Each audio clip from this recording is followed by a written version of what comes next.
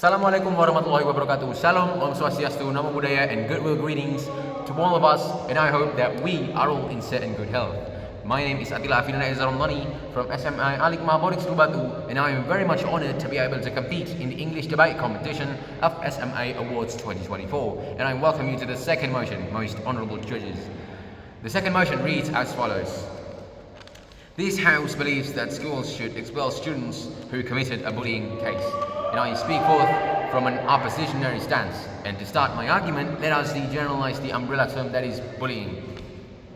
So, bullying manifests in various forms of equally varying degrees, such as physical, verbal, social or relational, and cyberbullying, each having unique characteristics. According to the NCBI in the National Institute of Health, verbal bullying, including name-calling and taunting, is the most frequent in an observation done in schools. So now that we've defined bullying and identified the most common instance of bullying, the root of the issue still persists.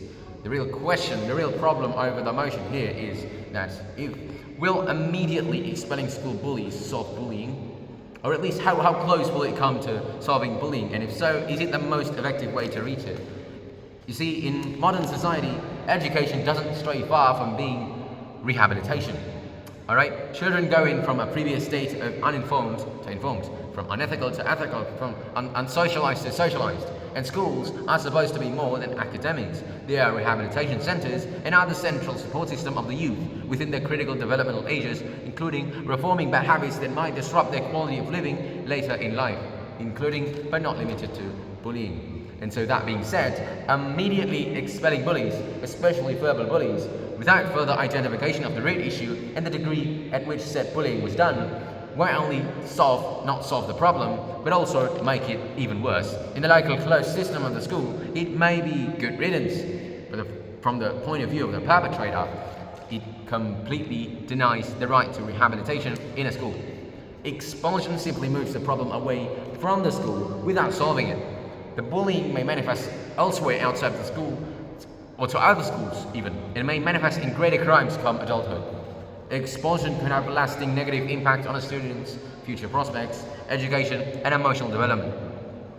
And thus, a priority that schools should have is to teach empathy and restorative methods. Expelling the bully would automatically villainize them among the students, illustrating the fact that exists a good and evil instead of choosing to think that the bully might have reasons behind their actions, that everyone comes from different backgrounds and that we all should learn to live harmoniously. Instead, expulsion would turn the bully into an isolated social outcast, and social problem-solving skills that students would otherwise have turned into good experience would not exist. And lastly, expelling a student for a single instance of bullying can be too harsh a consequence. Children and adolescents are in the process of learning social norms and appropriate behavior. And they make mistakes, of course, because obviously mistakes are the stepping stones towards learning. Evaluation is an important part of rehabilitation, including but not limited to bullying. Instances that are seen are less severe include verbal bullying, which also exists as the most common form of bullying. And thus the proposition might argue of expulsion as a strong deterrent towards bullying, introducing a terrifying predicament as a punishment for bullies, as a quick and pragmatic way to completely eliminate bullying. Howsoever, this still denies the rehabilitatory aspect of schools. Schools are supposed to be and to teach inclusivity instead of exclusivity. A safe ecosystem fosters the young generation that will, of course, represent world leaders and civilization, among others.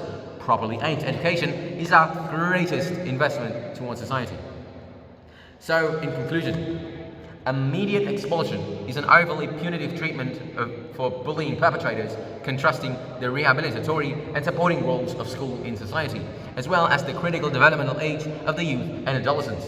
Schools should focus on rehabilitation, support, and restorative practices, which are far more effective in promoting long-term behavioral change and maintaining a safe, inclusive, educational environment for all students involved. This has been me, that was my conclusion, this has been my argument. Thank you so much for listening, judges. Wassalamualaikum warahmatullahi wabarakatuh.